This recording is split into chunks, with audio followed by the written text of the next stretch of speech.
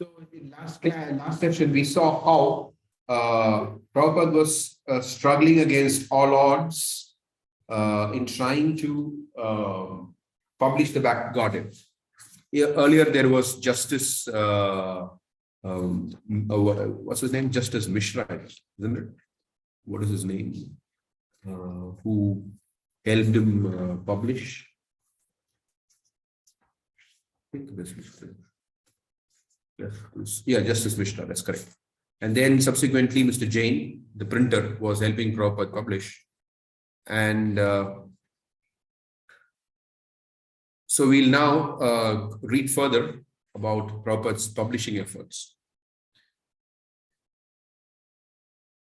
He somehow managed, 1 minute, just a second. Yes. Okay. He somehow managed to meet the financial, editorial, and printing demands and published the 6th issue for the year of 1956, the May 20 edition of Back to Godhead. Now, he left Bhaktisaranga Maharaj's Gaudiya Sangha in October of 1955. So November of, he got the letter in, October of 1955. And so he left soon after that.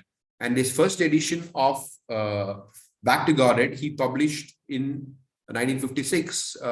In fact, December of 1955, he published the first edition. So December, then you have January, February, March, April, May. So that's why it is considered as the 6th issue, because he started the publication in December of 1955. And as you may remember, first he started twice in 1944, then again two times in 1952. Now 4 years later, or you could say 3 years later, because it is December. Anyway, so let's say 4 years later, he published 6 editions continuously. This is the longest that Srila Prabhupada that produced the Back to Godhead. So Prabhupada wrote a front page. The front page carried a special notice. As a matter of principle, please read Back to Godhead and revive your deeper aspect of personality. There is nothing in it which is our ideology, manufactured by imperfect sense perception, but all that it contains are messages of our liberated sages. We're simply helping them to speak again to men and women in easy language for real life. Now, if you notice how Prabhupada phrases this, we're simply helping them, the previous acharyas, speak again to men and women in easy language, which means in contemporary language, or not necessarily scholarly language, in simple language, and the language relevant to the times. And then he says for real life. That's very important, which means that it's not just speaking in a language which is contemporary, or which the modern audience can understand, but also it is for real life. Every responsible man and woman must therefore read it regularly at a cost of very insignificant sum of rupees 2 for a year, or as 3 per month. Do not neglect it. It is for your interest.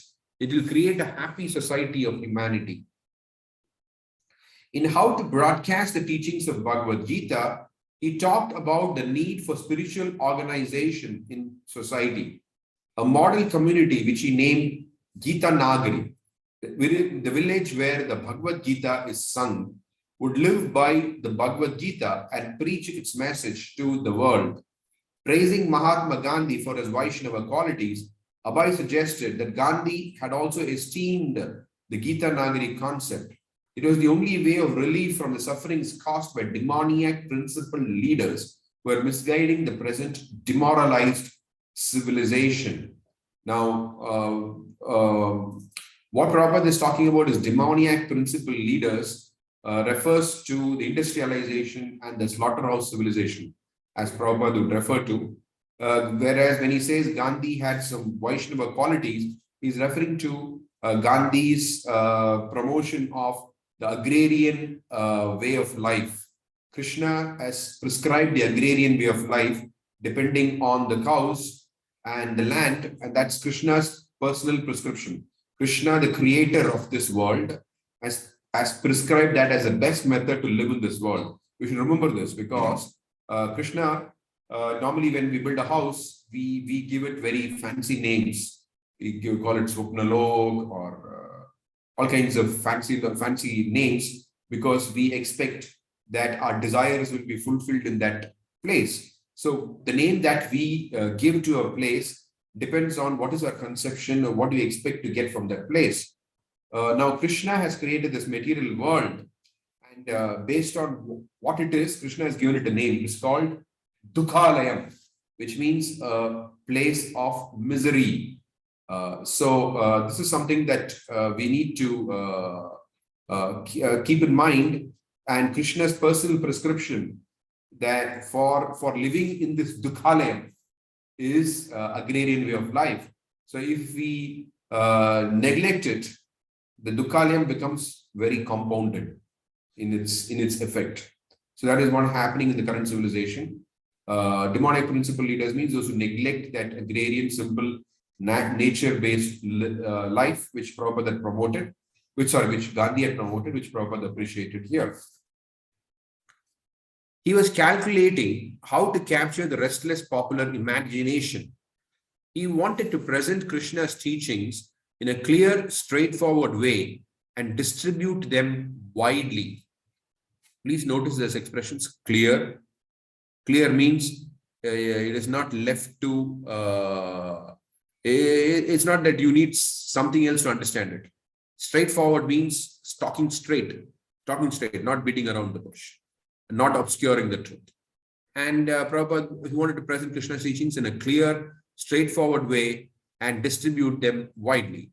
He felt that good arguments from authoritative scripture would appeal to sane, impartial, educated people, even though they claimed to be uninterested. He knew that somehow, without abandoning his gravity and his absolute conclusion, he must capture their interest. They were relegating religion to some book of scripture on the shelf that they never read, didn't understand, or couldn't believe. He brought it to them as a newspaper, yet it was as good as the scriptures. No, it wasn't what they expected in the newspaper, but they might read it.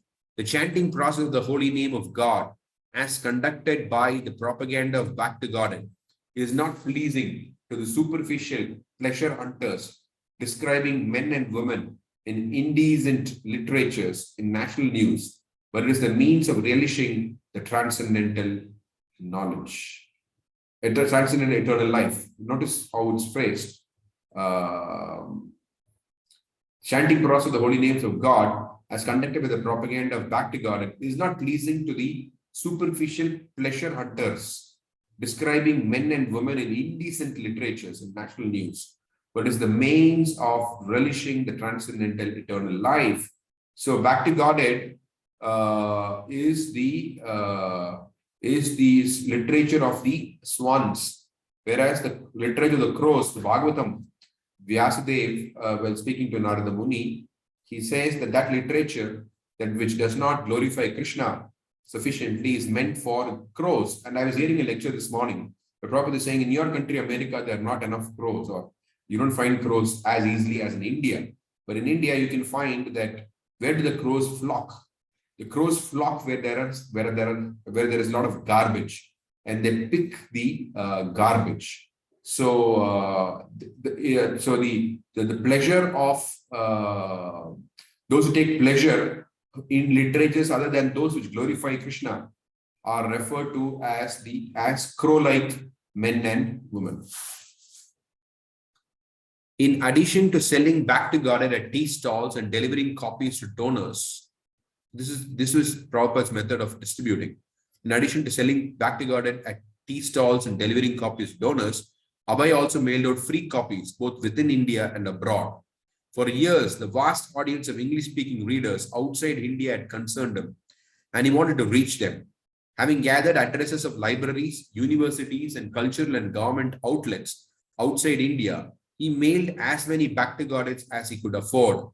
He prepared a letter for his Western readers, suggesting that they should be even more receptive than his countrymen. Although the messages contained in Back to Godhead are all gifts of the ancient sages of India who actually realized the absolute truth, yet at the present moment, the so-called leaders of India are too much enamored by the Western way of material advancement of knowledge.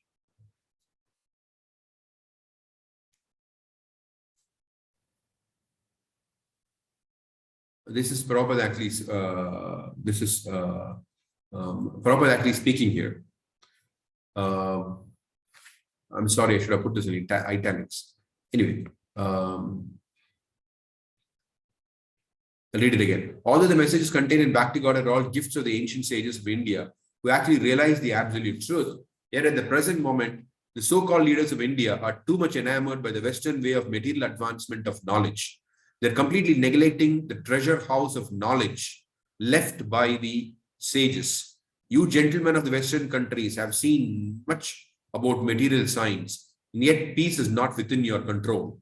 In most cases, you may be feeling the want of peace, although you have enough materially. This basic defect of materialism remains undetected by the misleaders of India, and therefore they are not serious about going back to Godhead, the ultimate aim of life's journey. So,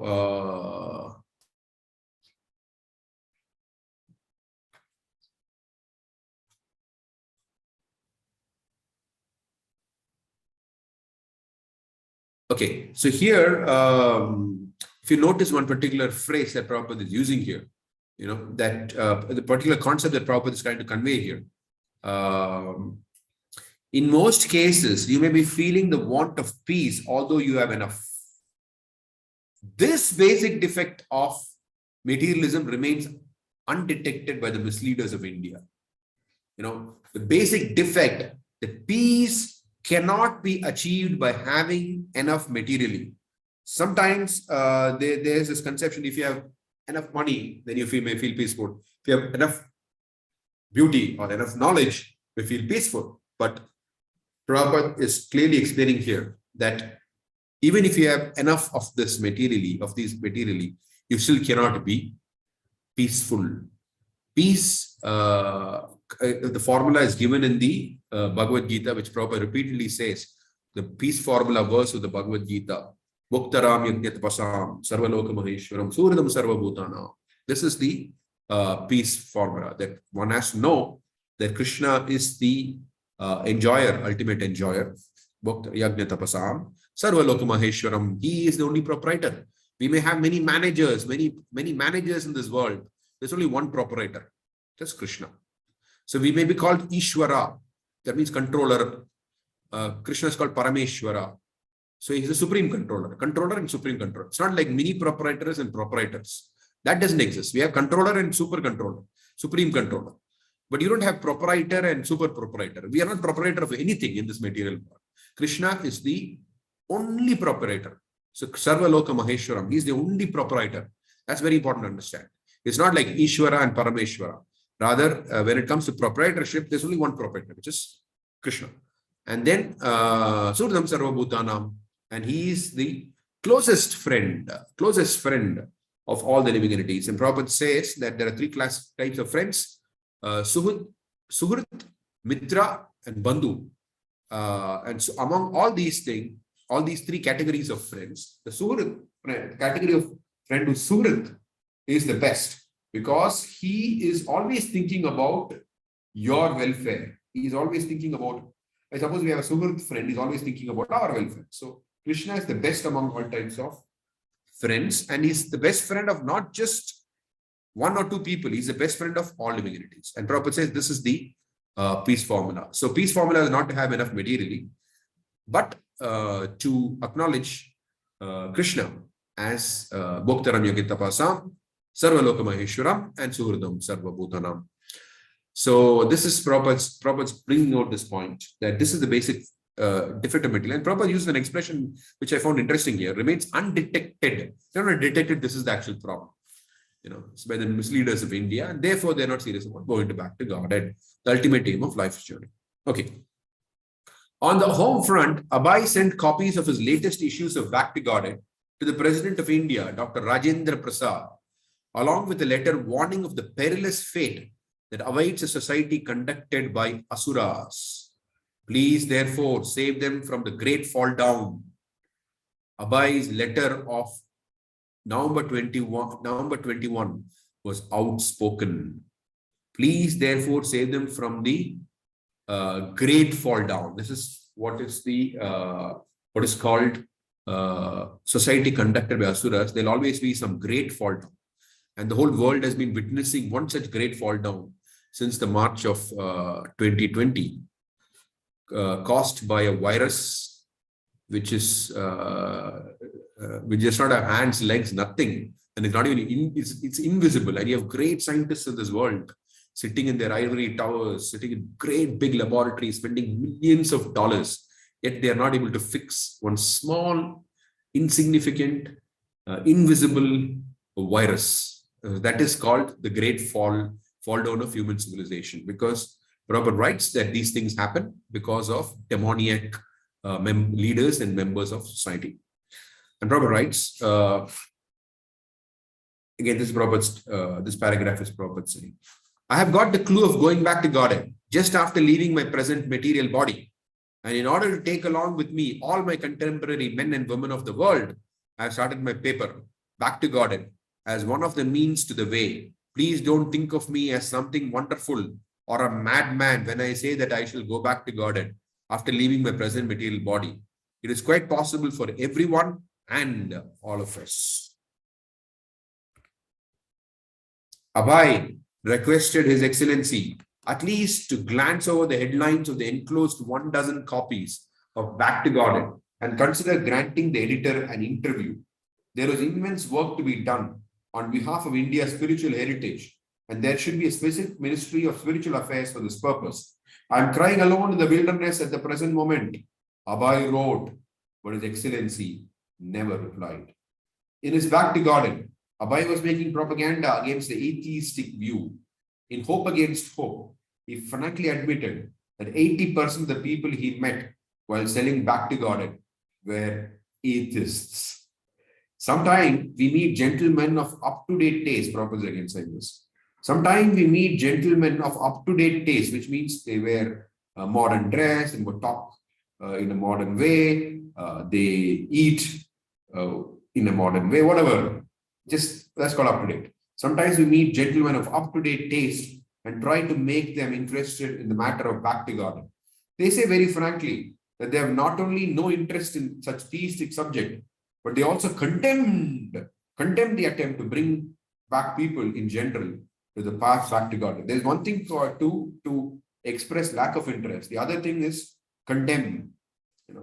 So previously in the world you had atheism, but today it has become militant atheism. Like for example, you have Richard Dawkins, who's written this book called God Delusion. So in which he writes that anyone who does not believe in Darwinism is either ignorant, stupid, or uneducated. He uses very strong words. So just that, plus the kind of expression that the way he describes the God of the Old Testament. It's a series of words, masochistic, male chauvinist. Anyway, it's a whole series of words. The amount of words that he is used to try to defy the God of the Old Testament is itself a fact. It itself reflects how upset they are and how militant they are against anything that speaks about the presence of God. You have not just one person; you have a whole series of people who are against the concept of creator, a concept of intelligent designer, and things like that. And Stephen Hawking already left his body. I remember Sadapata Prabhu once told me that Stephen Hawking He's upset with God because God put him in a wheelchair. Anyway, so according to these gentlemen, we continue. According to these gentlemen, economic conditions of the Indian people deteriorated on account of their too much faith in God. And the sooner they forget everything about Godhead, it is better for them. But we cannot agree with this atheistic conclusion of such up-to-date gentlemen, devoid of the sense of God. Abhay argued that independent India was now catering her citizens, was now educating her citizens in godless materialism. Her economic conditions were not improving. Many Indians did not even have the bare necessities of life. He cited that 120,000 during those days were unemployed in Delhi. Some of the well-posted government servants or some of the fortunate businessmen may feel themselves happy. But 90% of their brother citizens do not know how to meet the both ends together, and therefore the economic condition is definitely not satisfactory. He quoted former United States President Harry S. Truman as saying that national independence means that the citizen should have a comfortable life.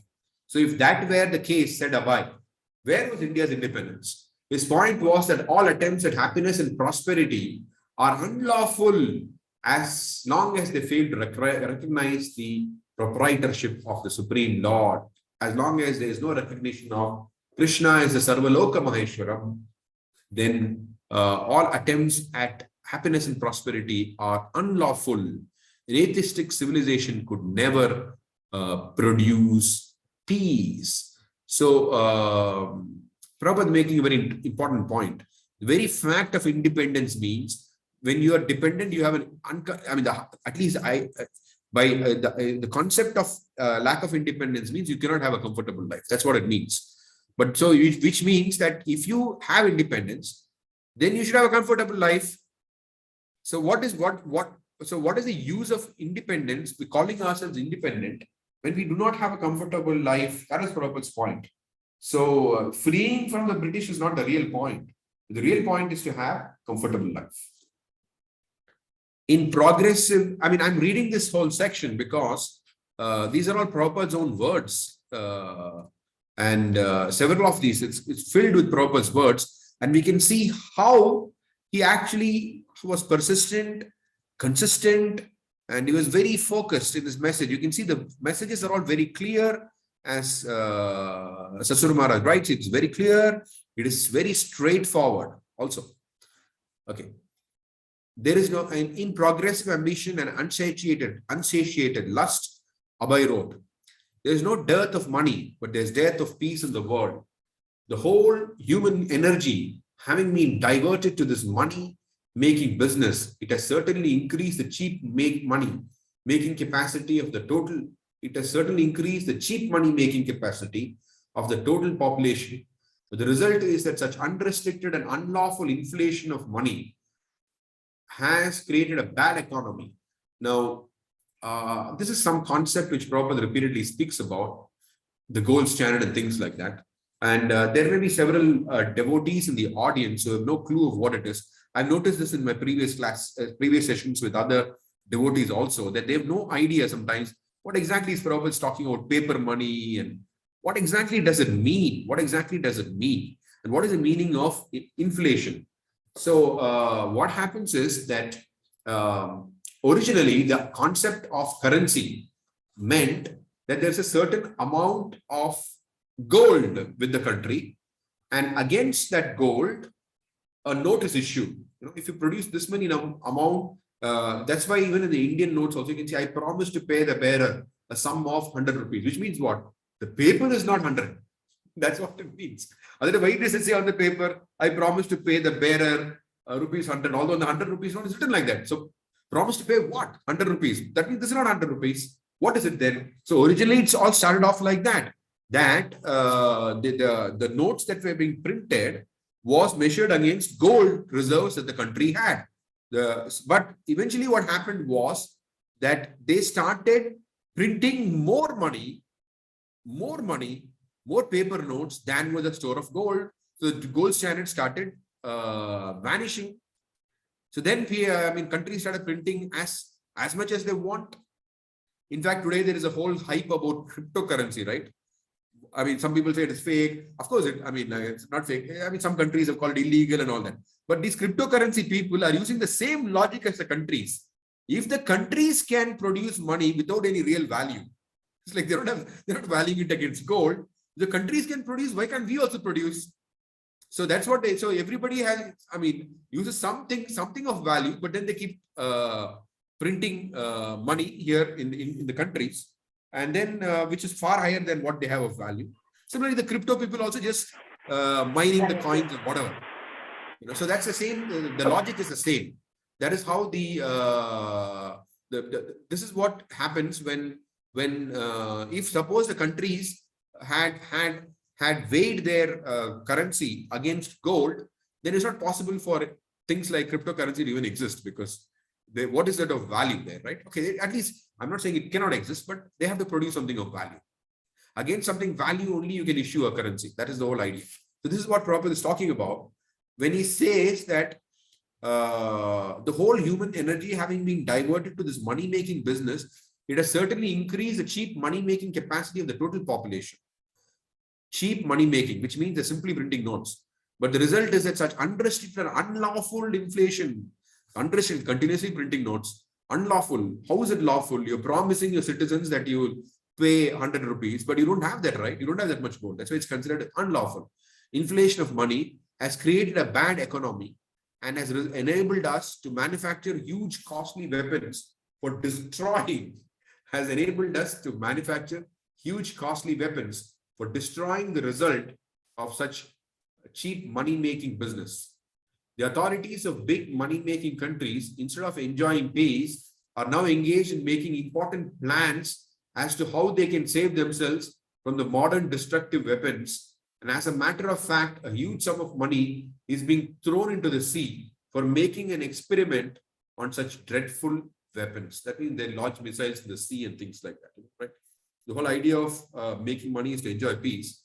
But as the money started increasing, they started the need for to have weapons to protect themselves, or destructive weapons became the protect themselves from destructive weapons became larger, and so they had to start investing money in defense projects, making artillery and making artillery guns and whatever, all these things, bombs from the planes, all these different things, missiles. Such experiments are being carried out not only at huge costs, but also at the cost of many poor lives, binding thereby such nations in the laws of karma.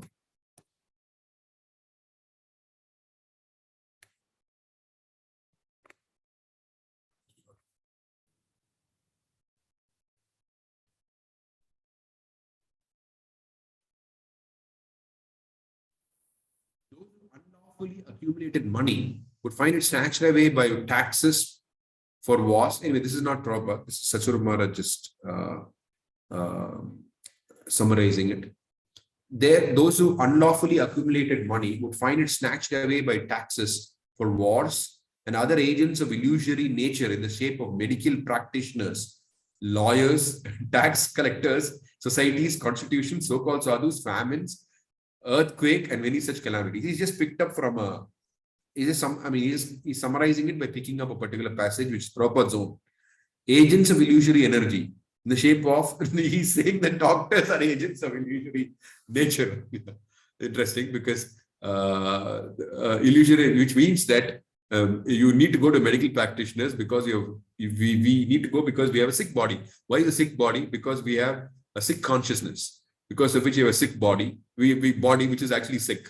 And then that will give us trouble, and therefore you need to go to a medical practitioner. So these are all agents of the illusory nature, lawyers, tax collectors, societies, constitutions, so-called sadhus, famines, earthquake, and many such calamities. Now we have pestilence. Pestilence is in a pandemic is pestilence is nothing but a pandemic, a disease, worldwide disease. A miser who hesitated to purchase, this is proper writing, a miser who hesitated to purchase a copy of Back to Godhead by the dictation of illusory nature spent up to rupees 20,000. That's a lot of money in the 1950s. 20,000 for a week's ailments and died at the end. A similar thing happened when a man who refused to spend a paisa for the service of the Lord spoiled rupees 30,000 in litigation affairs between members of the home. That is the law of nature. Interesting. A worker in a New Delhi post office, noticing the title of the magazines Abhay was sending abroad, took the opportunity to argue his atheistic opinions with Abhay. Srila Prabhupada is now recollecting. The postmaster was an Arya Samaj, and he was talking to me about the paper Back to Godhead. He raised the question, if we do our duty nicely, then what is the use of worshipping God? If we become honest, if we become moral, if we do not do anything which is harmful to anyone, if we act in this way, then what is the need of this? Because our paper's name was Back to Godhead, he was indirectly protesting. What is the use of propagating this philosophy of Godhead if we act nicely? That is the Arya Samajist's view, how to avoid God. Prabhupada actually continues.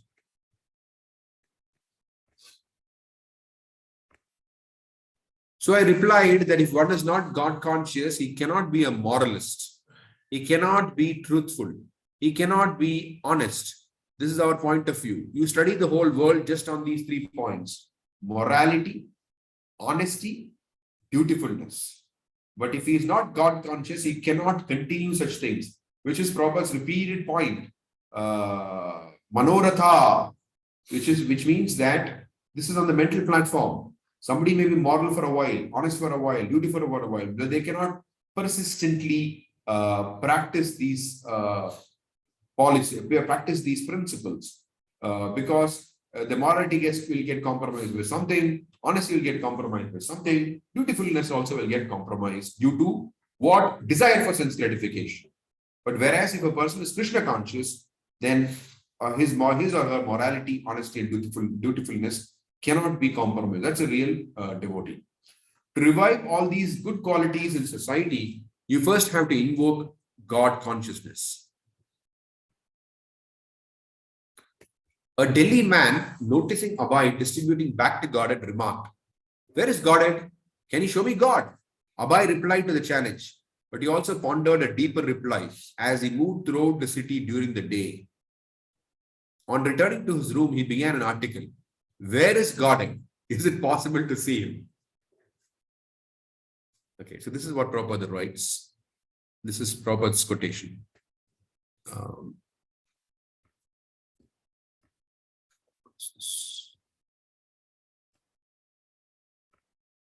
In the Secretariat buildings in New Delhi, there is an inscription on the stone that liberty does not depend upon a people, but it has to be earned before it can be enjoyed.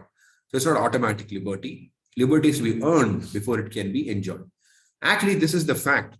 And we have seen it that much sacrifice had to be rendered by the people of India before they could gain Swaraj. But in the matter of Godhead, some irresponsible people ask, where is God? Can you show me? Have you seen God? These are some of the questions put forward by some irresponsible men who want to have everything very cheap. If for attaining a temporary false sense of liberty in this material world, so much labor and sacrifice have to be requisitioned, is it possible to see Godhead, the absolute truth, so cheaply?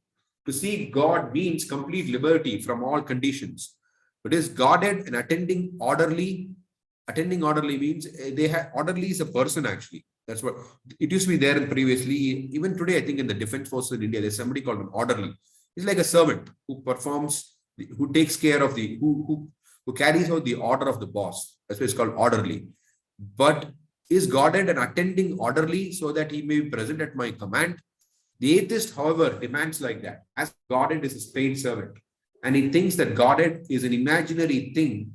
Otherwise, he would have appeared before us as soon as the demand to see him is made. One time, while he was walking on a secluded street, pursuing his back-to-guarded duties, a stray cow, the kind commonly seen wandering the streets of any Indian town or city, suddenly charged him, goring his side with her horn and knocked him down. At first, he couldn't get up and no one came to help him. As he lay there, he wondered why it had happened. Summer came and the 110-degree heat made it almost intolerable to spend time out of doors. Hot, dust-laden winds blew in the city streets. Street side hawkers closed their businesses during the day. In early May, during 112-degree heat, a man collapsed in the street and died of heat stroke. But Abai ignored the heat and the ordinary limitations of the body. One day, while delivering back-to-guarded to various addresses in the city, Abai suddenly began reeling, half unconscious, overcome by the heat. At that very moment, an acquaintance of his, a man he had approached during his preaching, happened to be passing by in his car, and he took Abai to a doctor. The doctor diagnosed him as a victim of heat stroke and ordered him to rest. This is how Krishna works. Yogakshemam vahamyaham. So Prabhupada had lacked the facility to go to a doctor, and he was all alone, and he was, as he mentions here, he was reeling and half unconscious. So Krishna arranged for someone to meet him, pick him up, and take him to the hospital. This is how Krishna works in the life of a pure devotee. There's a small error in the next paragraph. On June 20, Abhay produced the 8th. It's not 8th, it's the 7th actually. The typing error. On June 20, Abhay produced the 7th consecutive fortnightly edition of the year. Its front page article condemning both materialistic life and false renunciation of family life. It had been almost 2 years exactly since he had left his home and taken to the Vanaprastha order, and his comments on family life seemed autobiographical as well as scriptural. He quoted a statement by Prahlad Maharaj from Srimad Bhagavatam. Persons who are always disturbed in mind with cares and anxieties of household affairs may quit off the place which is the black hole, temporary abode, to kill oneself and take shelter under the lotus feet, the personality of God, by entering into the forest. And he admitted, in modern times, Prabhupada said, the forest is called the concrete jungle. Go into the cities and preach. That's called entering the forest. And he admitted, the management of a family is more difficult than that of an empire. So anybody in this group who is a man and who is listening to this class, if you're young, there it is. Management of family is more difficult than that of an empire. So join a temple, be a brahmachari, and lead a very happy life. But trying to avoid family life by living in the jungle without the real spirit of renunciation was monkey renunciation. In the jungle, there were many monkeys who lived naked, ate fruits, and kept female companions. Real renounced life, therefore, was possible without going into the forest. Even if one remained in the dress of a householder, he could be freed from cares and anxieties by engaging himself in devotional service. So, if even in family life, one is constantly 24 hours engaged in devotional service, that's as good as sannyas life. Prabhupada says in the 18th chapter of the Bhagavad Gita that these grahasthas who are constantly working for the Krishna consciousness movement, who are giving the results of their work for spreading the Krishna consciousness movement, they're as good as sannyasi. So that's the same point which Satsang Maharaj is making here. On September 1st, this is 1956. On September 1st, 1956, US President Eisenhower condemned the Soviet secret testing of a nuclear bomb equal to 1 million tons of TNT. Is it trinitrotoluene? Anyway, I think TNT, I don't know, I forget the expansion of that. Okay. A nuclear bomb equal to 1 million tons of TNT, an explosive material, and scoffed at the Soviets' claims for peace. In the Middle East, Egypt's Nasser nationalized the operation of the Suez Canal, causing an international crisis. On September 20, 81 nations met at the United Nations to form a new international agency to help tame the atom for peaceful purposes. Abhay saw some of the headlines and heard talk of the latest news from gentlemen he visited. He frankly told them that without Krishna consciousness, the promises of cooperation by the politicians were all phantasmagoria. Bhaktisiddhanta Saraswati had said that if only one soul could be turned into a pure devotee, his mission would be a success. Yet sometimes Abhay became overwhelmed when he thought of how small he was, how much work he had to be done, how much work had to be done on behalf of Krishna, and how difficult it was to convince even one conditioned soul. But Prabhupada, look at that. Prabhupada's thing is, even if he can make one conditioned soul, Prabhupada was not interested in name, fame, glory, same old story. He was not interested in that name, fame, glory, same old story. But Prabhupada was interested in that even if one soul could be turned into a pure devotee, that was his mission. Prabhupada writes also that mission at the end of his introduction to Bhagavad Gita. He says that even if one soul can take to pure devotional service, then he would consider that his mission to be successful. Okay, we have finished that chapter. Last time, Prem Gaurasundar suggested if you finish a chapter, then we could ask some questions before we move on to the next chapter. So if there are any comments or questions, we'll take it now.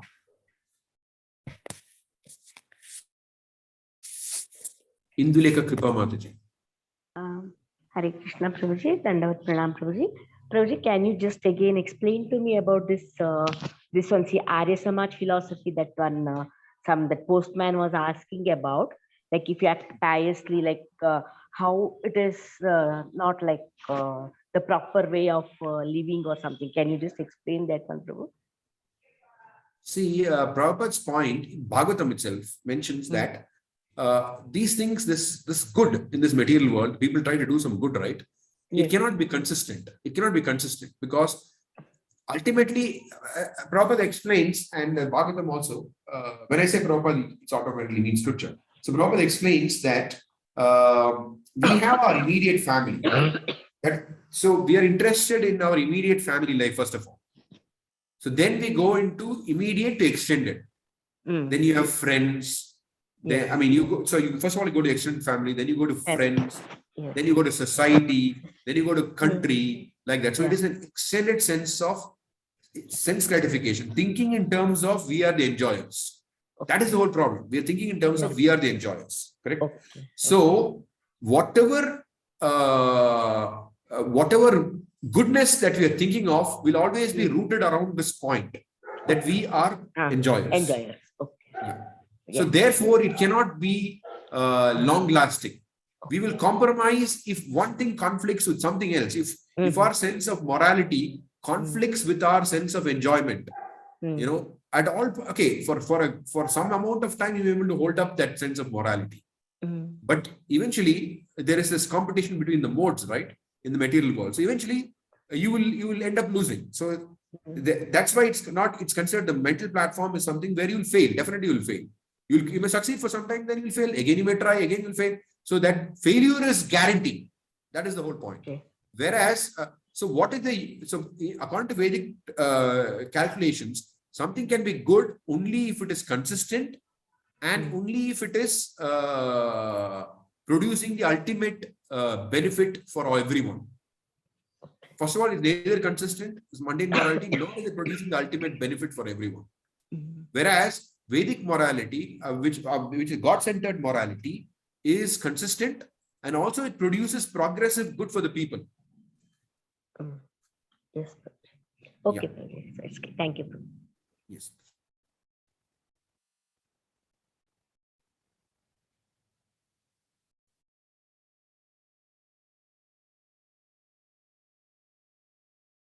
Prem Gaurasundar Prabhu.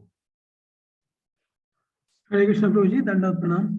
Prabhuji, I just wanted to check with you if any particular practical applications from this chapter. I wanted to speak at the end of it because I want to combine. Technically, it's been divided into two, but I mean, it's the next chapter we're starting. But it's actually one continuous story of Prabhupada. So I do have something to say, but it will look complete if we finish it and then because there's something which comes in the next part which I want to link it to this. So no problem.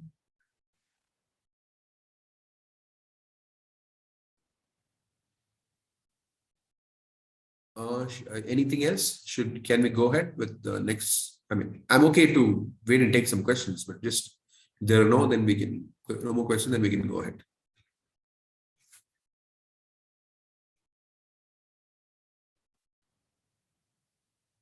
Okay, I think we'll go ahead. Prem goes to the Prabhu. Unless you have a question or you have a question again, your hand is still raised.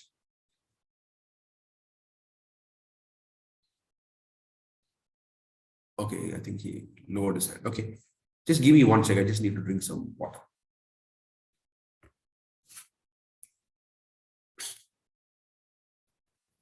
After 1 hour, water, if you don't drink, it's very difficult. Yeah.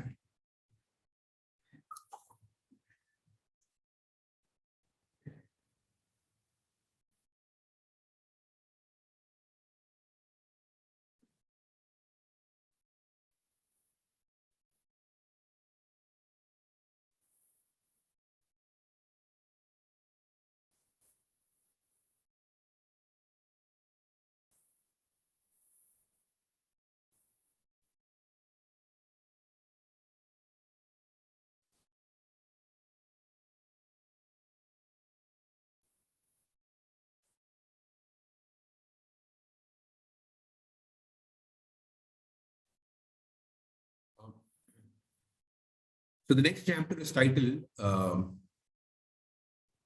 Resident of Vrindavan.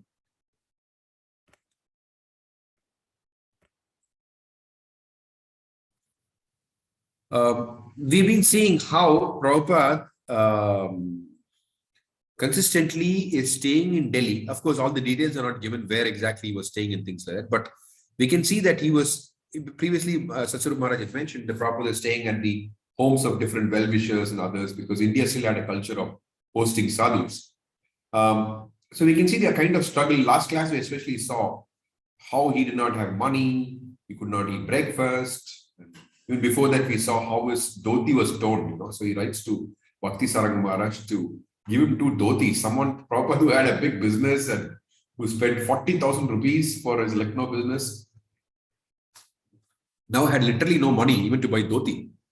So, but nevertheless, Prabhupada seems unperturbed. He's just going on with this mission of going on with the task of carrying out the orders of his Guru Maharaj.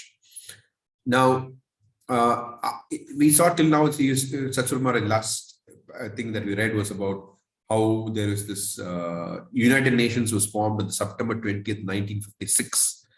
80 nations had come to 81 nations had met at the United Nations to form a new international agency. I don't remember what the agency was. Anyway, they met at the United Nations. I don't think United Nations formed in 1956. In any case, they met at the United Nations. So Prabhupada managed to, from November of 1955 till September of 1956, so which is almost a year, 10 months. So he manages to stay somehow in Delhi, and with great determination, he publishes Back to God magazine. And we saw the kind of difficulties that he had to undergo in doing that. Gored by a cow, lying unconscious, reeling, unconscious on the street. He did all these things.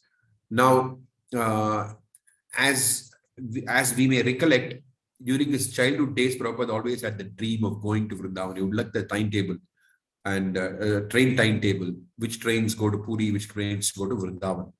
So now finally, after so many months of staying in Delhi and trying to publish Back to Godhead, Prabhupada decides to move to Vrindavan, but continue publishing Back to Godhead magazine. Now, let's just read the context of that. And after that, there is a whole beautiful description of Prabhupada's life at the Keshigarh temple. That's a very long description. We won't do that in the session. You can read that privately. It speaks about his life there, how he used to wake up and chant on his beads. And it speaks about his walks to the different temples, to Radharaman temple, to give the Back to Godhead magazines to the priest of the Radharaman temple was very favorable towards Krishna consciousness. Then it speaks about, the residents of Vrindavan, like the monkeys and the cows, and also Prabhupada staying at Keshighat at Vamshi Gopalji temple. So from there, there is a stunning view of the Yamuna. So an occasional fish jumping in the Yamuna, birds flying over the Yamuna. So many, it's a very beautiful description. That part of it you can read, but at home, privately. But I will just now I'll take up this thing about Prabhupada's move to Vrindavan and its significance.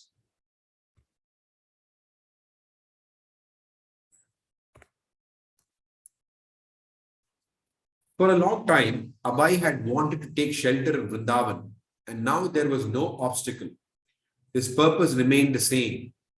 He would write back to Godhead and deliver it to the printer in Delhi fortnightly.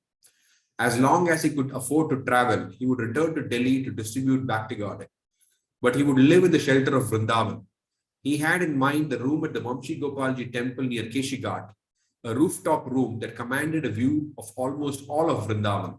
So one side, if he looks, he could see the Yamuna. The other side, he looks, he could see all the towering spires and the gopuras of the different temples. And since his 1953 visit from Jhansi, he had kept in touch with the temple manager.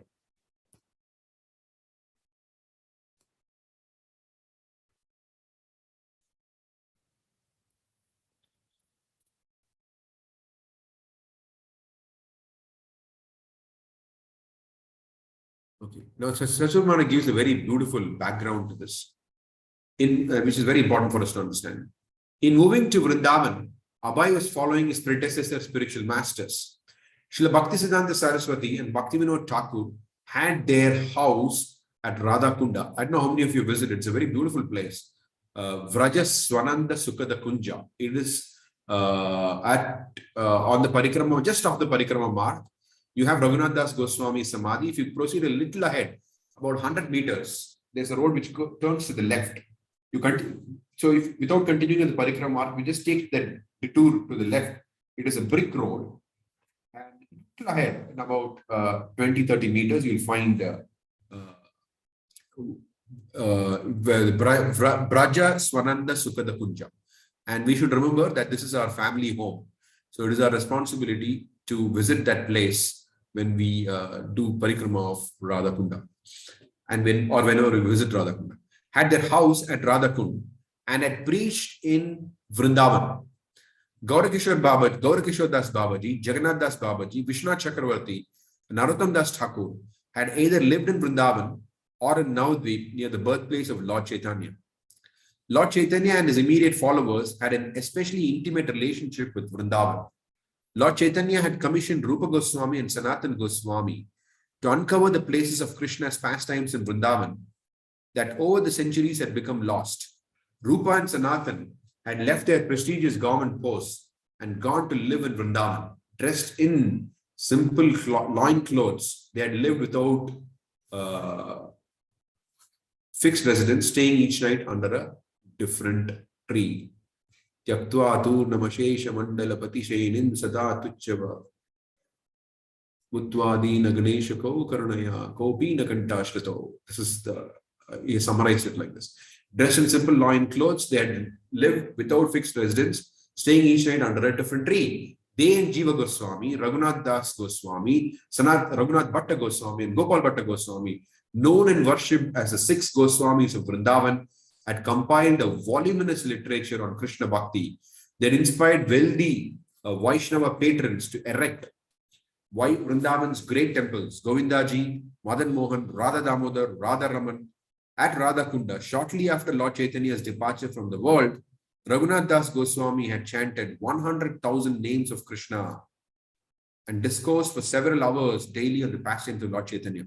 What happens is that Raghunath Das Goswami was so affected by Lord Chaitanya's disappearance, because Raghunath Das Goswami was one of the intimate associates of Lord Chaitanya and Jagannath Puri. He was interested to Swarup Damodar by Lord Chaitanya. That's why it's called Swarupera Raghu, the Raghu who belongs to Swarup Damodar Goswami. So Raghunath Das Goswami was so heartbroken when Lord Chaitanya left this planet. He wanted to go to Vrindavan and commit suicide by jumping off Govardhan Hill. So that is why he had gone. He had gone on a suicide mission, self-suicide mission to Vrindavan. There he met Rupa Goswami and Sanatan Goswami, who told him that he had the valuable treasure of the pastimes of Lord Chaitanya Mahaprabhu, having had the fortune to live with him personally in Jagannath Puri for all the years until we know the story of how he escaped from his family, Hiranya Majumdar and Govardhan Majumdar, and he finally got to Jagannath Puri, and now Lord Chaitanya was so impressed with his renunciation and accepted him as one of his intimate associates. So, so when Raghunath Das Goswami comes to Vrindavan, Rupa Goswami and Sanatana Goswami prevent him from the idea of committing suicide, and instead of that, they ask him to recite the pastimes of Sri Chaitanya Mahaprabhu. That is what is explained here. At Radhakund, shortly after Lord Chaitanya's departure from the world, Raghunath Das Goswami had chanted 100,000 names of Krishna and discoursed for several hours daily on the pastimes of Lord Chaitanya. Several hours daily. There also, so Krishnadas Kaviraj Goswami used to sit and hear the pastimes of Lord Chaitanya Mahaprabhu from Raghunath Das Goswami. That is how he was able to write the Chaitanya Charitamrita. There also, Krishnadas Kaviraj had compiled the Chaitanya Charitamrita, describing the life and teachings of Lord Chaitanya. We have all these places in Radhakund. We have Raghunath Das Goswami's Bhajan Kutir, the place where he would conduct his discourses. Then we have Krishnadas Kaviraj Goswami's Bhajan Kutir, the place where he compiled the Chaitanya Charitamrita. Even those Gaudiya Vaishnavas who did not live in Vrindavan kept Vrindavan always in their hearts and proclaimed its glories. That's what we're going to do, even if you're not in Vrindavan. Keep Vrindavan always in our hearts and proclaim its glories. The Chaitanya Charitamrita describes the great ecstasy Lord Chaitanya felt while traveling from Puri to Vrindavan. Sri Chaitanya Mahaprabhu's mind was absorbed in ecstatic love at Jagannath Puri. But when he passed along the road on the way to Vrindavan, the love increased 100 times. Please note how it keeps increasing now. The Lord's ecstatic love increased 1,000 times when he visited Mathura, but it increased 100,000 times when he wandered in the forests of Vrindavan. When Sri Chaitanya Mahaprabhu was elsewhere, the very name of Vrindavan was sufficient to increase his ecstatic love. Now, when he was actually traveling in the Vrindavan forest, his mind was absorbed in great ecstatic love day and night. He ate and bathed simply out of habit. Now, we know that when Lord Chaitanya was residing in Gambhira, he would feel so much intense separation from Krishna, from Radha Krishna, that he would grind his nose against the wall and his nose would bleed, He would grind his face against the wall. That much restlessness, that much separation from Krishna. And you can just try to even get a glimpse of that restlessness. And here it says that has increased 100,000 times. It's unimaginable. When he reached Sri Vrindavan Dham. Jai Jai Sri Vrindavan Dham Ki Jai. Vrindavan is the earthly manifestation of Lord Krishna's eternal spiritual abode, which the Lord himself describes in Bhagavad Gita. There is another nature which is eternal and is transcendental to manifested and unmanifested matter. It is never annihilated. It is the supreme destination. When one goes there, he never comes back. That is my supreme abode. Krishna's activity of eternity, bliss and knowledge and his abode, Goloka Vrindavan, are described in many Vedic literatures. I worship Govinda, the primeval Lord, the first progenitor, who is tending the cows, yielding all desires, in abodes built with spiritual gems, where he is surrounded by millions of purpose trees, and always served with great reverence and affection by hundreds and thousands of Lakshmis or Gopis. Although Lord Krishna's abode, Goloka Vrindavan, is far beyond the material world, when Krishna comes to earth, he displays his eternal abode in the Vrindavan of India.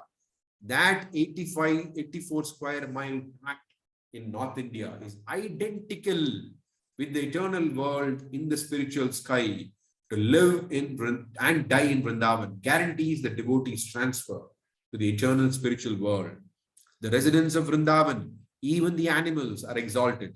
At the end of life, they will transfer to Golok Vrindavan. Lord Brahma therefore prayed that he might take birth as a clump of grass on the outskirts of Vrindavan, so that these pure devotees would purify him with the dust from their feet. Uddhava also prayed to become a creeper. And Vaishnava Shastras declare that even by only a brief visit to Vrindavan, one can realize the Supreme Lord in his heart. Chaitanya Charitamrita states, very fascinating. Like the transcendental body of Lord Krishna, Gokula is all pervading, infinite, and supreme. It expands both above and below without any restriction. That abode is manifested within the material world by the will of Krishna. It is identical to the original Gokula. They are not two different bodies. The land there is touchstone, Chintamani, and the forest abound with desire trees, although material eyes see it as an ordinary place.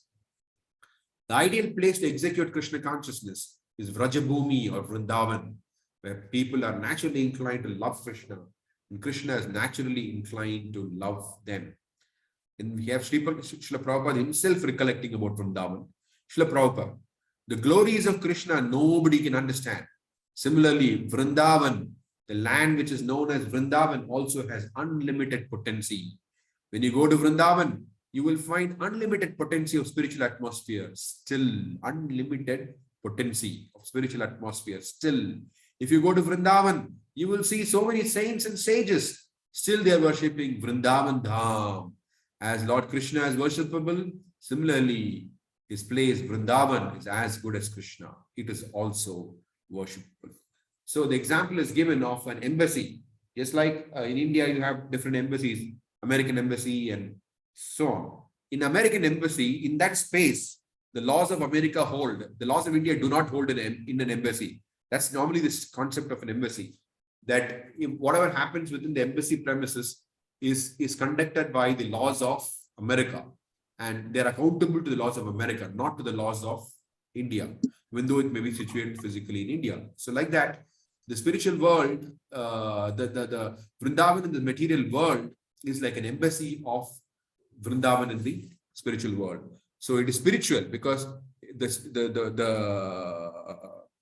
there in the spiritual world, everything is spiritual in nature. So therefore, its embassy should also be all spiritual in nature, right? It has to work according to the same principle. So that is the whole idea. Okay. So that is a brief description of Vrindavan and the background of our acharyas and Prabhupada going to be in Vrindavan. The significance of Prabhupada moving to Vrindavan. Now, in the next few pages, you will notice that, please read them to yourself. It's very beautiful, very fascinating. Satsvarup Maharaj is a brilliant writer. He very nicely captures all the nuances and all the fine subtleties of life in Vrindavan. I mean, it's amazing the way he has captured it. And in fact, this Prabhupada's quote ends with all that thing, all that beautiful description of Prabhupada's life in Vrindavan. Well, I'm not getting into that simply because there is no specific incident or anecdote there, except for the fact that Prabhupada visited the Radharaman temple and distributed Bhakti Garden magazines to the priest there. But apart from that, it is a life of how Prabhupada would wake up in the morning and chant his rounds, and the night he would work on the Bhakti Godhead, morning he would visit the temples and so on. So please read them. It's a very fascinating description. Okay. Now, as I said earlier, that although Prabhupada, as we read also, that Prabhupada, although he moved to Vrindavan, he had he didn't leave, he didn't retire to Vrindavan, so he didn't go to Vrindavan with the idea of stopping back to God. But however, back to God it did stop, and we'll see why it stopped.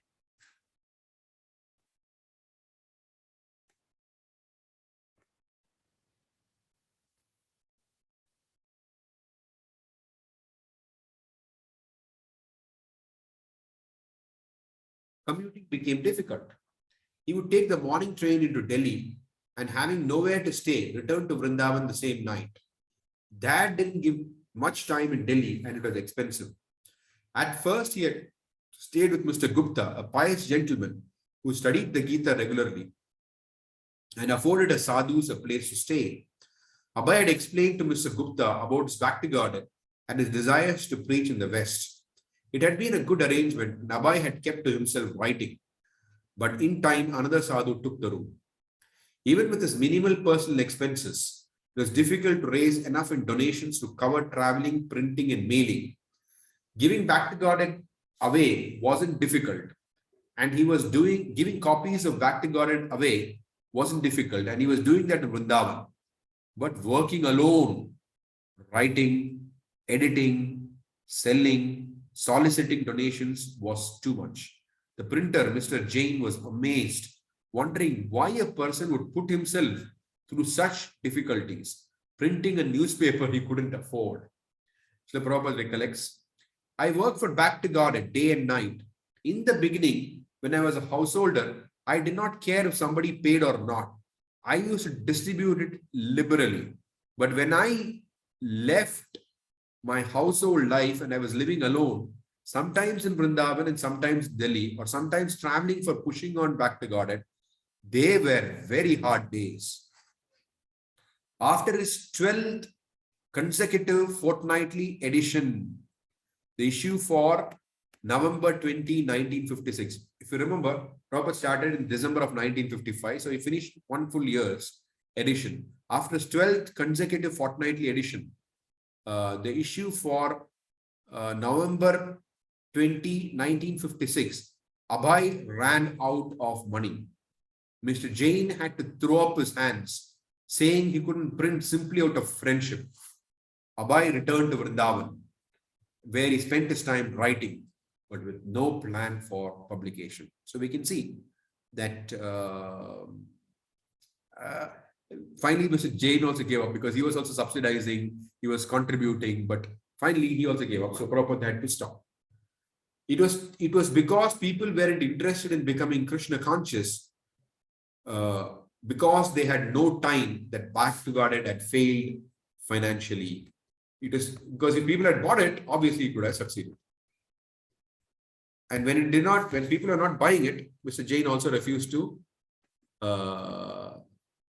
continuously subsidize or print on Prabhupada's behalf. It was because people weren't interested in becoming Krishna conscious because they had no time that Bhakti Godhead had failed financially. Certain sadhus in India were celebrated and influential, but Abhay was not amongst them. Of course, the uncompromising preaching he had learned from his spiritual master, the chopping technique in which he openly criticized revered politicians and holy men, was not likely to win him favor and patronage. Don't flatter, Bhaktisiddhanta Saraswati had said. Speak the truth, and if Krishna is pleased, then you will come out successful. Money will come. And Abhay had firm faith in this. Now, it is not difficult. It's not difficult even today in India for sadhus to become very popular. They just have to do something very slick and appealing and things like that. But Prabhupada had a very different approach. His approach is very clear. He was uncompromising in his preaching. He presented Krishna directly. He presented Krishna clearly.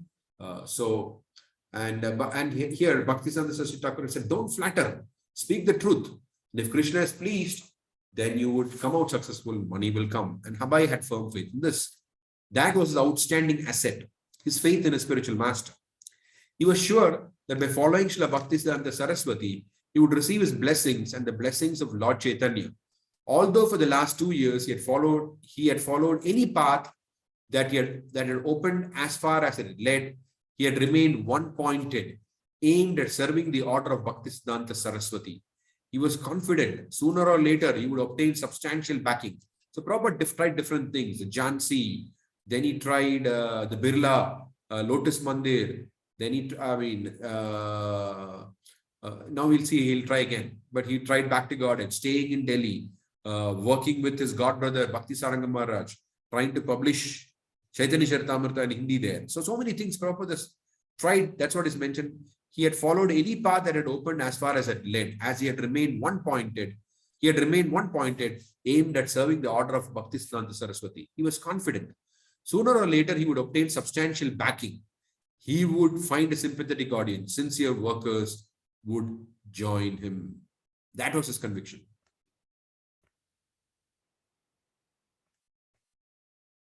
A letter came to Abai in Vrindavan from his disciple, Acharya Prabhakar Mishra, and it gave Abai an idea.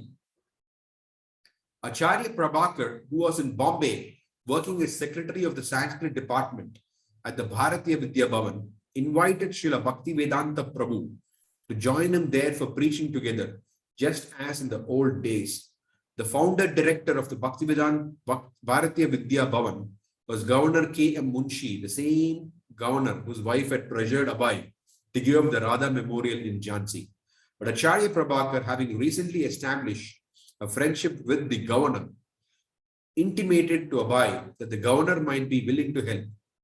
Thus, in January of 1957, this is another path which is opening. Thus, in January of 1957, after assuring Mahant Gopal that he would return, Mahant Gopal is the priest of the Vamshi Gopalji temple in Keshigarh. Thus, in January 1957, after assuring Mahant Gopal that he would return and that he would send 5 rupees a month for his room, Abai traveled to Bombay. 5 rupees is the rent.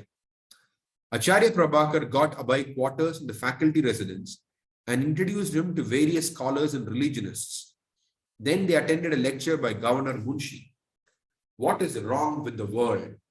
Afterwards, Abai approached the governor, expressing his appreciation of the speech, but stressing that it would take a spiritual movement to avert the imminent global disasters. Without God consciousness, even Mr. Munshi's work in the Bharatiya Vidya Bhavan would be a waste of time. Abai spoke of his interest in reviving the League of Devotees, and he suggested how he might work within the Bharatiya Vidya Bhavan to infuse the life of God consciousness into the governor's cultural projects. Now something interesting happens. Governor Munshi responded by offering Abai a post as honorary professor of Bhagavad Gita. Abai accepted and gave the governor some copies of Back to God, requesting that he read them in his spare time. As honorary professor of Bhagavad Gita, Abai began each class with Hare Krishna Kirtan and then lectured on the Gita, presenting Lord Krishna as the Supreme Personality of God. But he soon found his post confining. Within the Bharatiya Vidya Bhavan, he found little scope for reviving the League of Devotees. Then, along with other members of the Bharatiya Vidya Bhavan, Abai attended the 5th annual convention of the World Academy of Sanskrit at Kurukshetra, where 5,000 years before, Lord Krishna had spoken Bhagavad Gita. Now notice here, same Rajendra Prasad to whom Prabhupada wrote. India's President Dr. Rajendra Prasad, Governor Munshi, who made him a professor at Bharatiya Vidya Bhavan, honorary professor. Governor Munshi and many scholars and pandits from all over India participated in the discourses. But everyone there had his own thing to say, apart from the conclusions of Lord Krishna. So Abai considered the meeting a waste of time, since he was not scheduled to speak, since the non-devotional discussions on the Gita disturbed him, and since he saw that nothing practical would come of such a theoretical meeting, he left Kurukshetra and returned to Vrindavan. Acharya Prabhakar soon joined Abai in Vrindavan. As they talked together in Abai's room at Vamshi Gopalji temple, Abai spoke again of his desire to revive the League of Devotees. After having recently seen the watered-down cultural programs in Bombay and Kurukshetra, he felt even more keenly the need for a society of pure devotees. There were already so many cultural and religious organizations. If he liked, he could join one. But where was that organization with which he could affiliate himself wholeheartedly? Only the League of Devotees espoused the conclusions of Lord Caitanya and Bhaktisiddhanta Saraswati, vigorous worldwide preaching of devotional service to Lord Krishna, the Supreme Personality of Godhead. Abai drafted an appeal to the generous public, modern philosophers, leaders and religionists on behalf of the League of Devotees. The activities of the League, he stated, he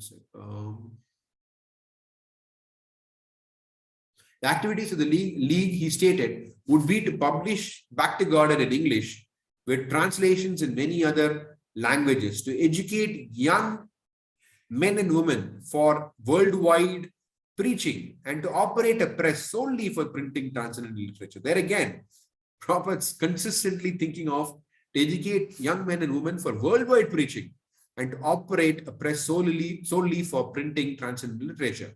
These programs would require an estimated 3,000 rupees a month, and he appealed for help.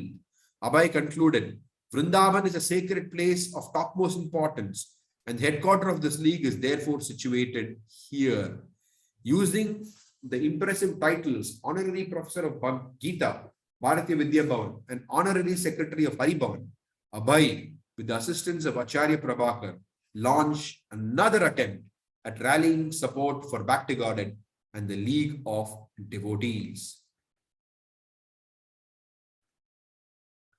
Within a few days, Acharya Prabhakar returned to his post in Bombay, and Abhay was again alone in Vrindavan. He loved Vrindavan, yet with no means to publish and preach, he was not content there. So notice Prabhupada,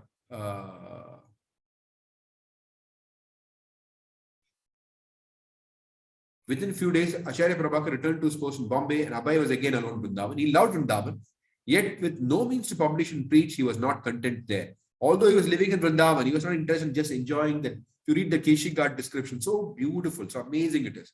He was not interested in that beautiful life.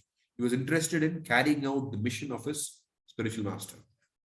If he were to travel, he might be able to enlist members for the league.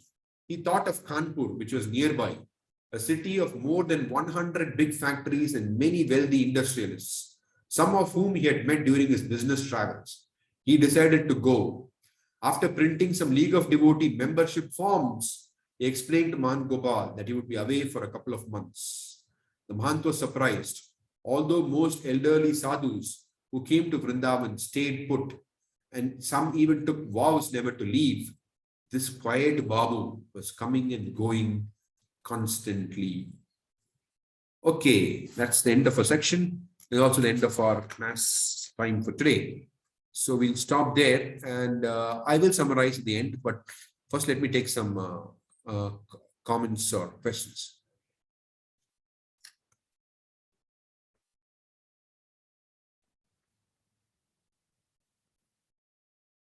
Yes, Prabhuji. Prem goes to the Prabhu. Prabhuji, Hare Krishna, I just wanted to know the name of that house of Bhaktivinoda Thakur and Bhaktisiddhanta Saraswati Thakur near Radhakund. What is the name? Braj is something you said? Raja Swananda Sukhada Kunja. Still there, Rajas, right? pardon? Is it still there? Yes, yes, you can see Bhaktisiddhanta Thakur's cot, Bhaktivinoda Thakur's bed. I mean, both their beds you can see. It's a very beautiful place. Yes. Is it kept by Gaudiya people or? Yes, Gaudiya Math. There used to be one Gopinath Brahmachari who used to maintain it. He was very nice. Gopinath Brahmachari means he was a very elderly gentleman. But he left his body a few years ago. But he was a very nice gentleman. Now nobody stays there. I mean, I don't know who stays there exactly, but if you go, you can have that. Thank you, Prabhuji. It is very close to the Radha. I mean, just very close to Radhakund.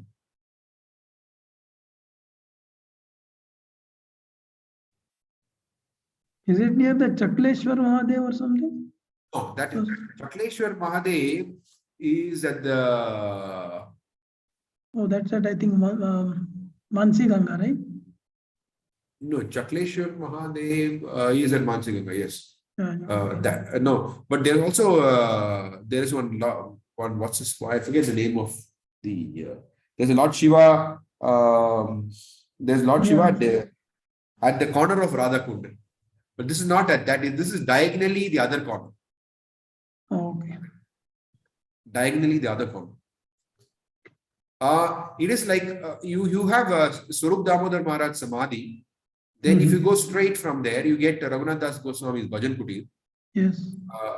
Raghunath Das Goswami's Samadhi and Bhajan Kutir. And if you go further ahead, just about 50 meters from there. And then you have a small detour to the left. There's a road to the left, whereas the parikrama mark continues. If you take the detour, it's just there only, just less than a minute's walk on the right hand side.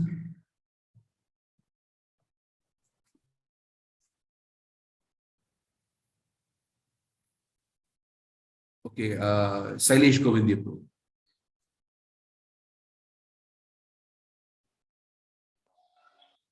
Okay, go ahead. Prabhuji, I have a slightly broader question to ask on sort of partially related to something you read last week and something that we've read parallel in Bhaktisiddhanta Saraswati Goswami's pastimes as well.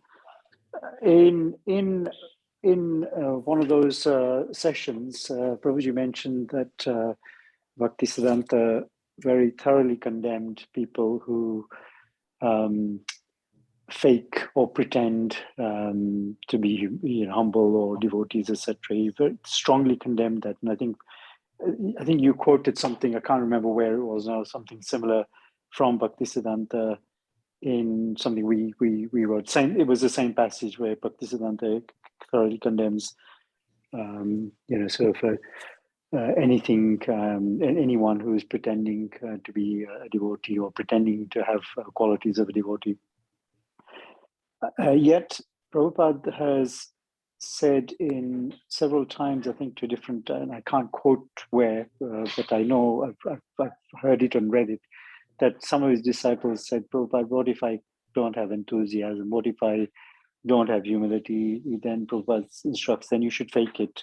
By faking it gradually, it will come.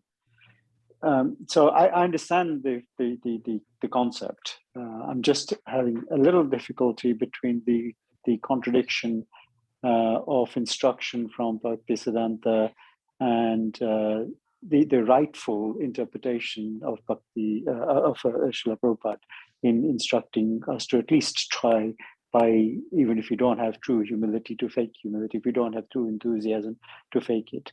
I just wanted to know how we square that up with external people if we're asked about the contradiction in the two. A good question. First of all, the facts are not very accurate in terms of that recollection from where you've heard, because what happens is Bhaktisiddhanta Saraswati Thakur, he condemns which Prabhupada also does, he condemns the imitation of the symptoms of ecstasy by the unqualified people. That is referring to the symptoms of bhava and prema, faking those symptoms.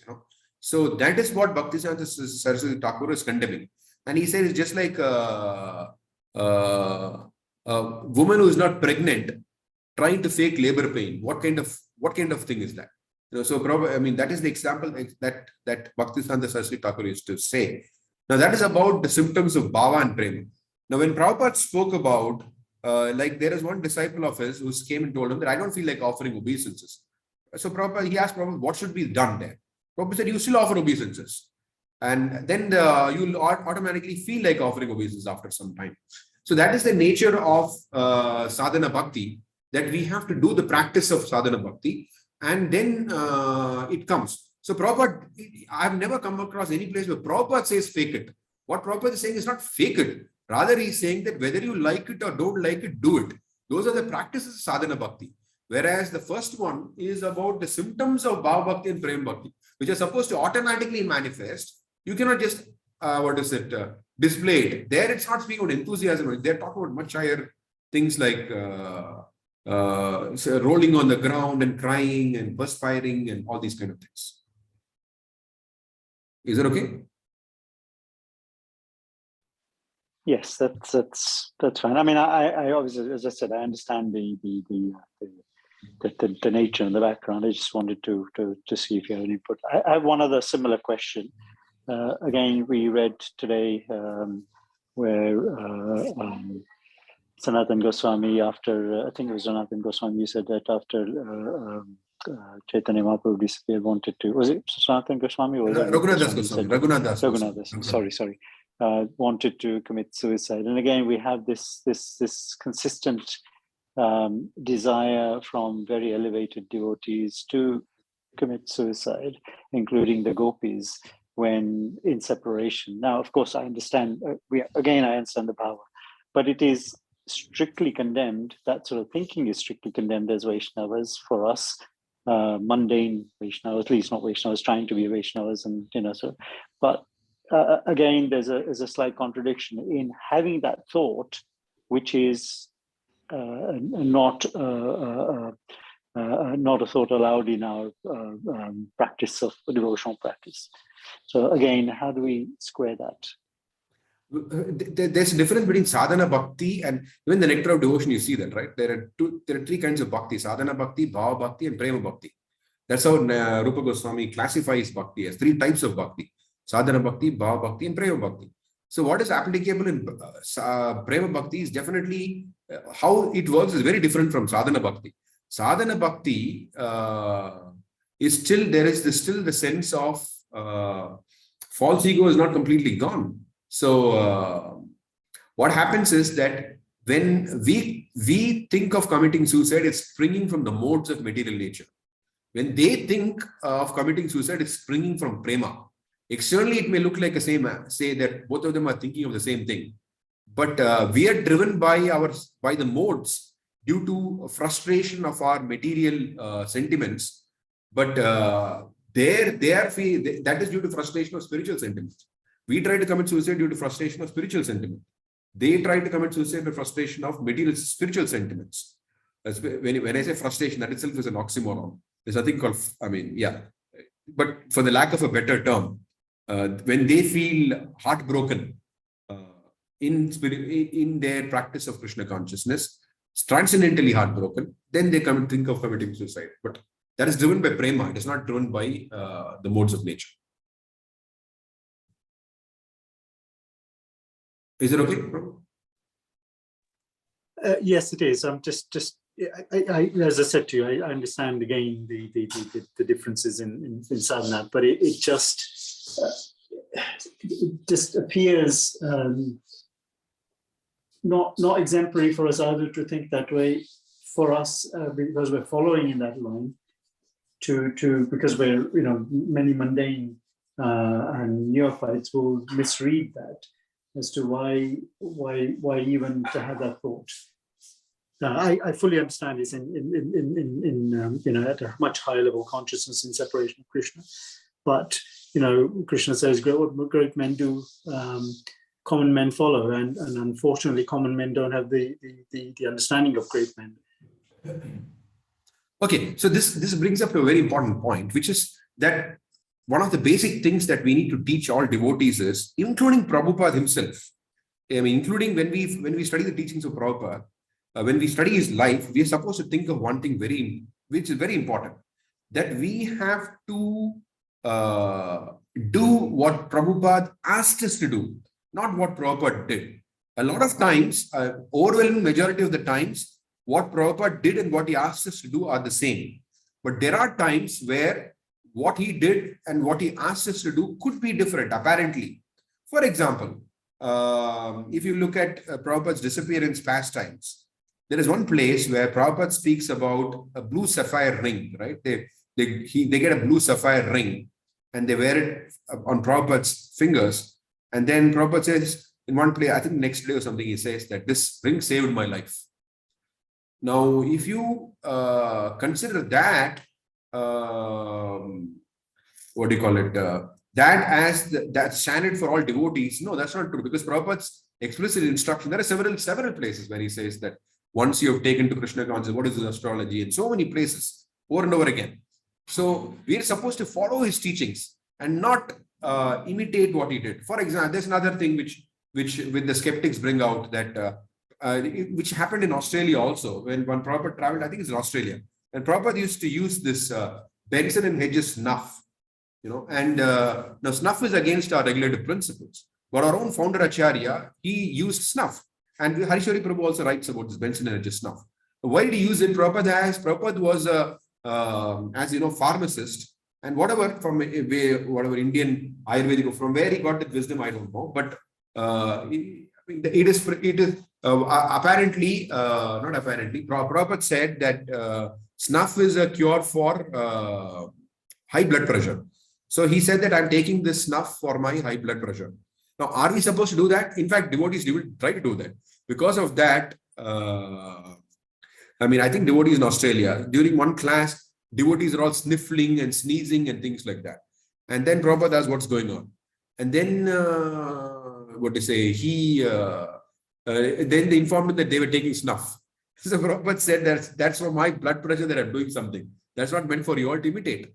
There's another place where Prabhupada, he once a few times, he took 7-Up in a flight, and then in the Bombay temple, as far as I remember, during Prabhupada's days, when he was going down the stairs, he saw a crate full of 7-Ups. And Prabhupada was very upset. He said, what is this? Devotees are not meant to be consuming these things. So like that, there always be some instances. That is not just for Prabhupada, even for Krishna, right? There are some things which he does which no one can imitate because they are not ordinary people. That is why it is said that what are the rules for ordinary people are different from the rules of the liberated. But generally, they follow the rules. But sometimes they don't follow, but it does not affect them. But we are not supposed to imitate that. That's why it said there is difference between Anukaran and Anusaran. We are supposed to do Anusaran, and that is the category of Anukaran. Anukaran means imitation. We are not supposed to imitate. Prabhupada gave the classic example of Jesus Christ. And sometimes they would tell Prabhupada that Jesus Christ ate fish.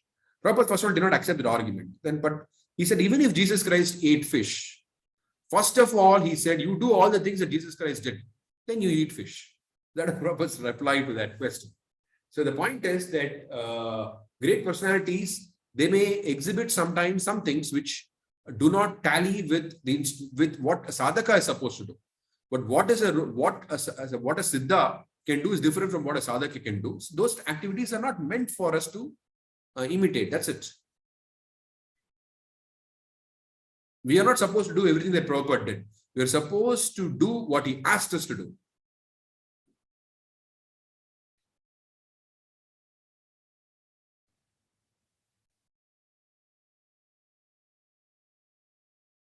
Shailesh Govinda Prabhu, are you still there?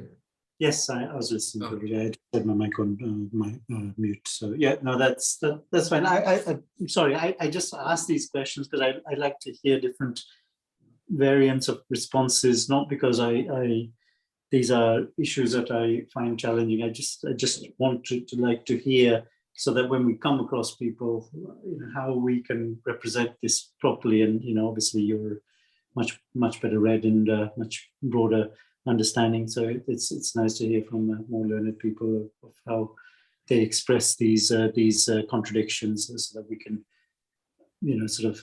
dismiss them when we do ourselves approach those other doubters of the philosophy. So thank you for that. You may have noticed, I think, as I'm looking in the screen also, see, when I look into the screen, it looks like I'm looking into a computer. But actually, the problem here is in my institute, the camera is fixed there above the computer screen. So if I look into the camera, I can't see anything on the screen. So therefore, when I look into the screen, it looks like I'm looking down, but actually I'm looking into the screen. I can see you all actually. Those of you who have camera.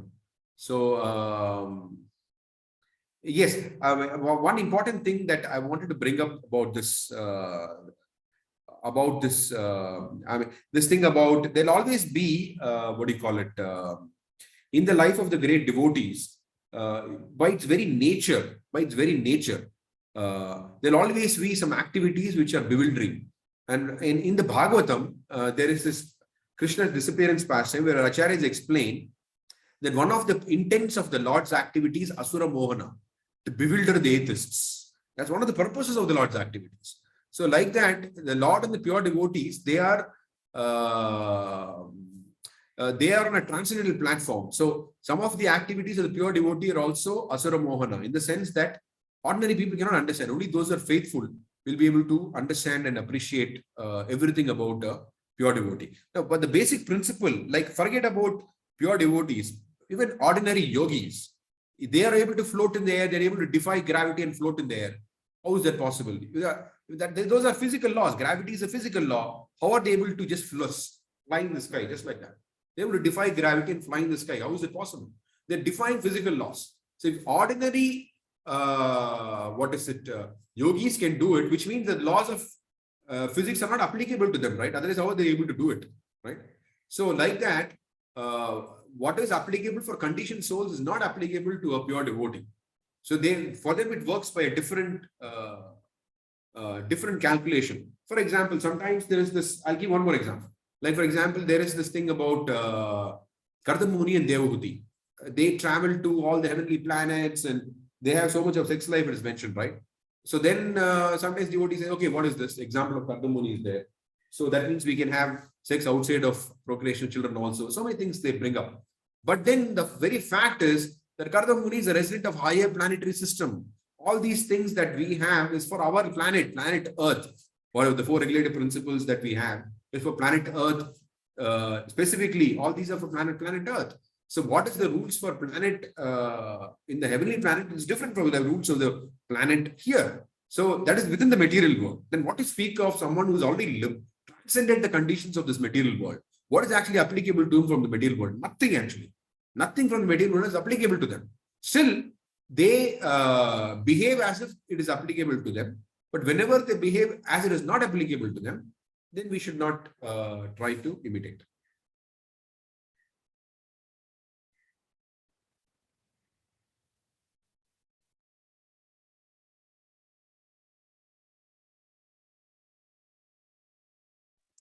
Thank you. I'm done with the question. Thank you. Thank you for your questions, though. I mean, it gives me food for thought.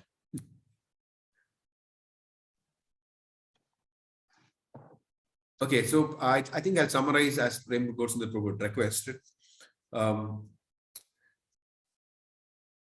thing that we can notice, the more that Srila Prabhupada is failing, the more his determination is increasing.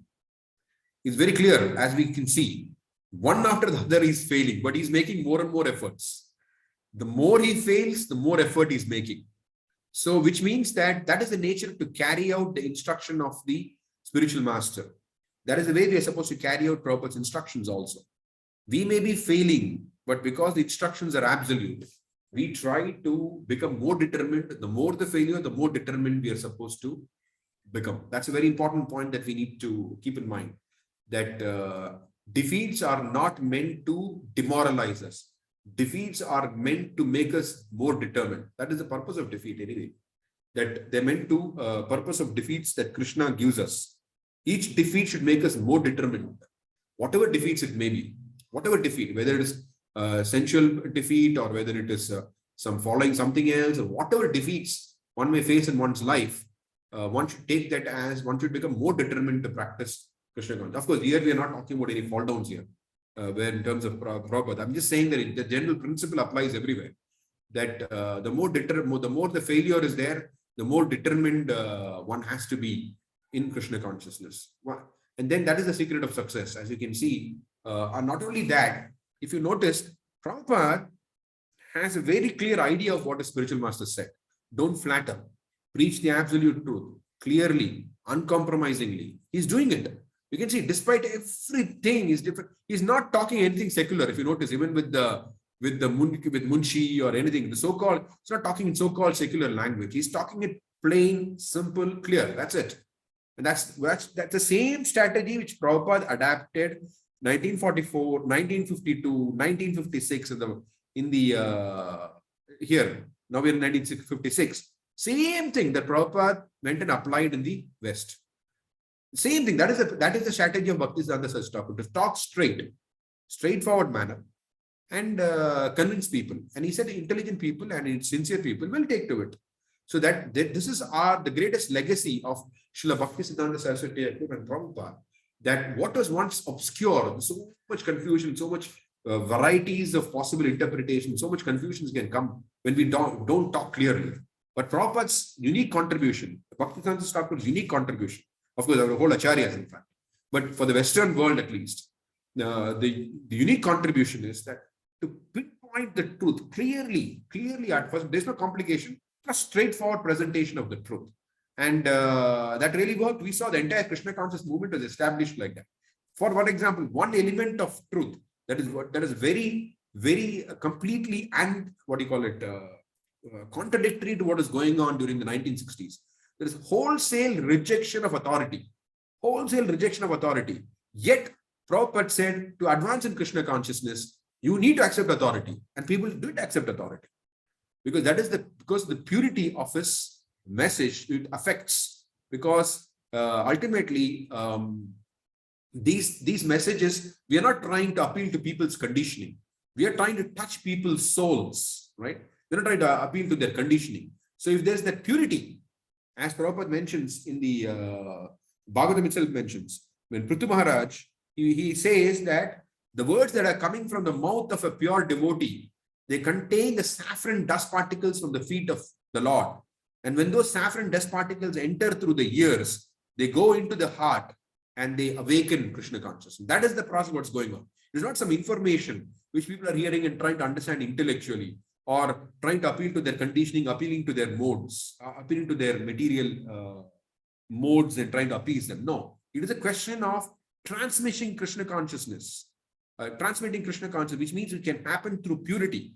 It is going to directly touch the soul. It breaks through all the layers of conditioning, breaking through all the layers of conditioning. For that, purity is required. That's why Prabhupada said purity is the force. It breaks through all the levels of conditioning and touches the soul directly. Just like sometimes when we were children, we would play with this lens, that when you shine sunlight onto a lens, it gets focused and the paper burns. It's a very interesting experiment which when we were children, we used to do it. We see paper burning. It is fascinating to see the paper burn. So that is the effect of Tivra Bhakti, purity, that it cuts through all the layers, burns through all the layers of conditioning and goes right and touches the soul. That is the secret of Prabhupada's success. And that should also be the secret of our success. Everything else is temporary. It may last for a while, it may last for 10 years, 20 years, 50 years, nobody knows how long. But this is something which will last permanently if we are able to touch the soul directly. That is the summary, Prema Kausanda Prabhu. Prabhuji, this your point regarding defeat is meant to make us more determined is well accepted. There is a slightly different type of situation sometimes we face when doing our seva. Like there are one is defeat, of course. Second is delays. Sometimes there are delays. And what happens that there are two kinds of scenarios in delays. One is we really want to push it and we can push it, but somehow our bosses don't understand or don't support it. And the other scenario is that it can be done, but or it can't be done. Somehow it will take time to do it, but the bosses don't consider it as Krishna's arrangement. Still they want to push and blame you and things like that. So what is the instruction under such circumstances? Has Prabhupada anywhere given some instruction for such things anywhere? Prabhupada's general teaching and our general teaching in Krishna consciousness is, Krishna's teaching is, we have the right only to the endeavor, not to the result. So first of all, you have to endeavor in the right manner. Like if you notice Prabhupada, he repeatedly tried with his God brothers, repeatedly, over and over and over and over again, tried to work with them. You will see that even towards the end of his life, he formed the Bhaktivedanta Swami Charity Trust. One of the purposes of it was to unite the Saraswata family. So Prabhupada consistently kept on trying. But when it is not working, what can you do? I mean, you can see the situation. So he went ahead and published the Back to Garden magazine and things like that. On his own, we initially wanted Bhakti Saranga Maharaj to publish his Hindi Chaitanya Charitamrita. So when he was not willing, Prabhupada had no other option. What could he do? So like that, first of all, you would keep on trying. But if nothing is going to work, then Krishna may have another plan for you. Okay, you can do it like this, or Krishna may want you to do something else instead of this. So these things, but we have to endeavor sincerely, and Krishna will show us the path at the appropriate time. But we have to just put in our effort sincerely. That's all. It is a real test because it is a test of whether we are attached to the result or not. Who is the controller? If Krishna is the controller, we only have the right to our right to act properly. So we have to continuously act properly. That's it. And if that's not going to happen, either Krishna will make it happen.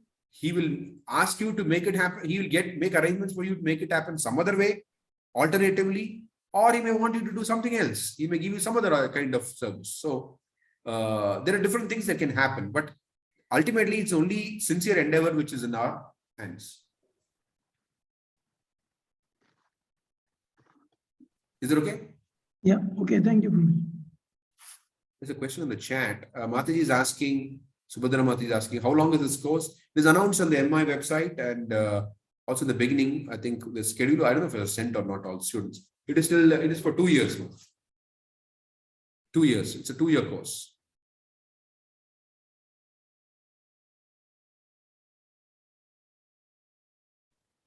All the Parampara-Vaibhava courses are long courses.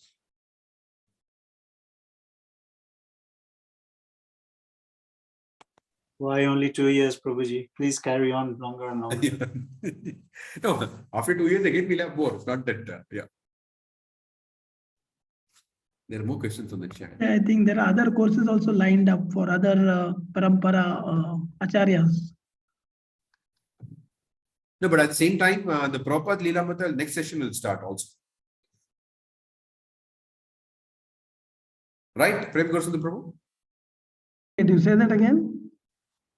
Even though other courses will also be there, but this will repeat, right? The course will repeat. Yeah, it will repeat, but may not be immediately after it's over. Maybe there may be a gap. It all depends. Okay.